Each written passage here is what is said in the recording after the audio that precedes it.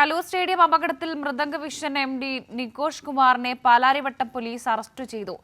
SP-യുടെ നേതൃത്വത്തിൽ ചോദ്യം ചെയ്യലിന് ശേഷം രാത്രിയോടെയായിരുന്നു അറസ്റ്റ് രേഖപ്പെടുത്തിയത്.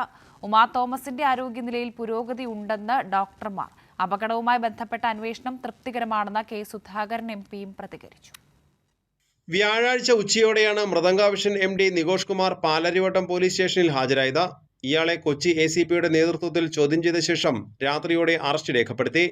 നികോഷിനെ നാളെ കോടതിയിൽ ഹാജരാക്കും. അപകടവുമായി ബന്ധപ്പെട്ട കേസിലെ പ്രധാന പ്രതികളോട് ഹൈക്കോടതിയാണ് പോലീസിന് മുന്നിൽ ഹാജരാകാൻ നിർദ്ദേശം നൽകിയത്. അതേസമയം ഓസ്കർ ഇവന്റ് മാനേജ്മെന്റ് ഉടമ PS ജനീഷ് ഹാജരായില്ല. ആരോഗ്യ കാരണങ്ങളാൽ വരാൻ കഴിയില്ലെന്ന് ഇയാൾ പോലീസിനെ അറിയിച്ചു. നികോഷ് കുമാറിനെതിരെ സാമ്പത്തിക തട്ടിപ്പിനും പോലീസ് കേസുണ്ട്. ഉമാ തോമസ് MLA-യുടെ ആരോഗ്യസ്ഥിതി കോട്ടയം മെഡിക്കൽ കോളേജിലെ ഡോക്ടർ ജയകുമാറിന്റെ നേതൃത്വത്തിലുള്ള വിദഗ്ധ സംഘം വിലയിരുത്തി. ശ്വാസകോശത്തിന് പുറത്തുള്ള നീർക്കെട്ടിൽ ആശങ്കപ്പെടേണ്ടതില്ലെന്നും 2 ദിവസത്തിനകം വെന്റിലേറ്റർ മാറ്റാൻ കഴിയുമെന്നാണ് പ്രതീക്ഷയെന്നും ആശുപത്രി പുറത്തിറക്കിയ മെഡിക്കൽ ബുള്ളറ്റിൻ പറയുന്നു. അപകടവുമായി ബന്ധപ്പെട്ട അന്വേഷണത്തിൽ തൃപ്തിയുണ്ടെന്ന് വ്യാഴാഴ്ച വൈകിട്ട് ഉമാ തോമസിനെ സന്ദർശിച്ച KPCC പ്രസിഡന്റ് K. സുധാകരൻ പ്രതികരിച്ചു. ഇതുവരെയുള്ള അന്വേഷണത്തിൻ്റെ അകത്തൊന്നും കൂടി ആർക്കും സംശയങ്ങളൊന്നുമില്ല. ഞാൻ ഇവരോട് എല്ലാവരോടും ചോദിച്ചു.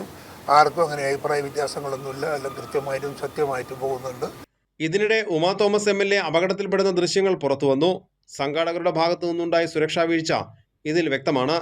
കസേരകൾക്ക് മുന്നിൽ ഒരാൾക്ക് കഷ്ടിച്ച് നടക്കാവുന്ന സ്ഥലം മാത്രമേ ഉണ്ടായിരുന്നുള്ളൂ എന്നും ദൃശ്യങ്ങളിൽ കാണാം. കൈരളി ന്യൂസ്, കൊച്ചി.